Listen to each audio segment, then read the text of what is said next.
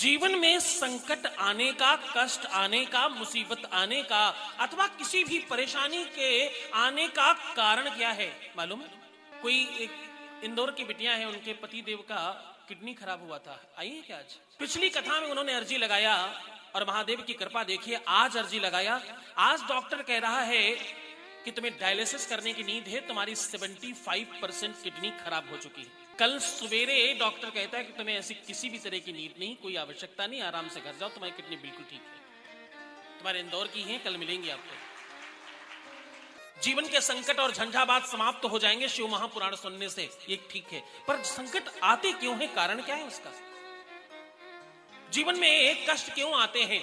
तो शिव महापुराण कहती है कष्ट आने का, संकट आने का, बीमारियां आने का, दुख आने का, एंजाइटी आने का अथवा तुम्हारे डिप्रेशन के आने का या तुम्हारे जीवन में सेपरेशन के आने का कारण तुम्हारे ही जीवन के द्वारा, तुम्हारे ही शरीर के द्वारा, तुम्हारे ही मन, मस्तिष्क, बुद्धि, चित्त के द्वारा किया हुआ पाप, जिसका फल है तुम्हारे जीवन में दुख का आना। तुम्हारे शरीर से कोई पाप हुआ, उसे भोगना पड़ेगा, इसमें संदेह नहीं। शिव महापुराण कहती है शरीर से, मन से, चित्त से जो तुमने पाप किया, तुमने दोस्ती की किसी से और दोस्ती करके उसको कुछ और ही बना लिया, तुमने दोस्ती की किसी से, तुमने उसे ठग लिया, तुमने किसी से दोस्ती की और उसकी खूब बुराई कर रहे हो, तुम अगर किसी भी प्रकार का पाप कर रहे हो तो उस पाप का फल तुम्हें मिलेगा, इसमें संदेह नहीं।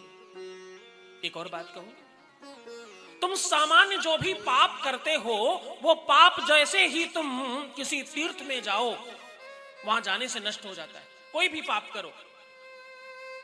लेकिन तीर्थ में अगर तुमने किसी भी प्रकार का कोई पाप किया तो वो कहीं भी जाने से नष्ट नहीं होता।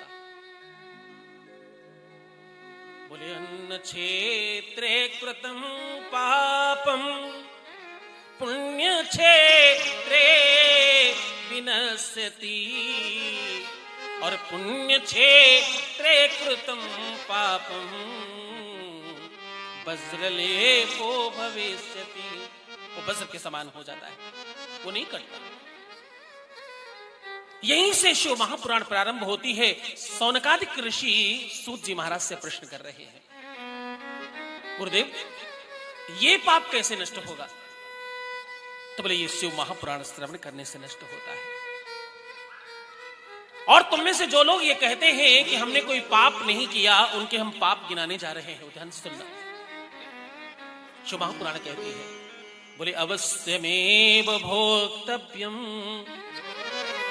कृतकर्म शुभाशुभम, तुम्हें वो भोगना तो पड़ेगा, शुभ और अथवा अशुभ दोनों ही फलों का लाभ आपको मिलेगा, इसमें संदेह नहीं।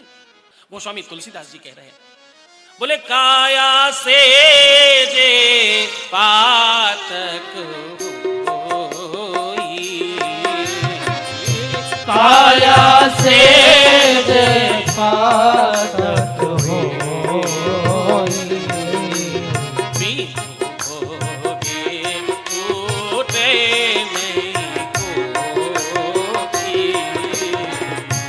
पाप क्या है? गोस्वामी तुलसीदास जी कह रहे हैं,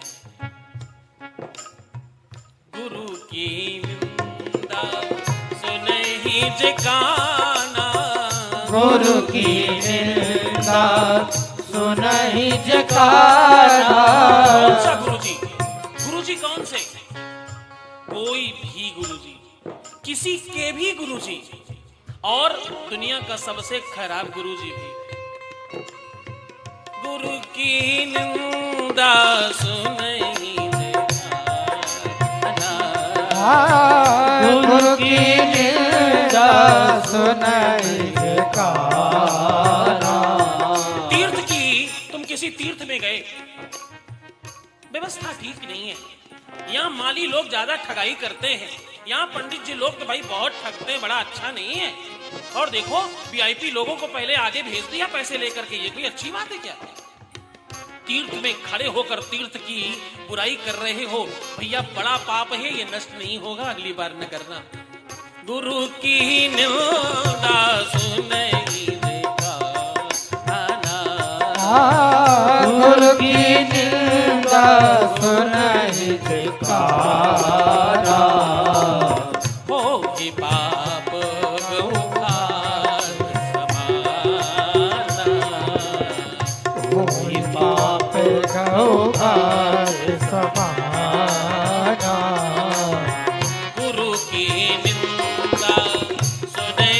काना।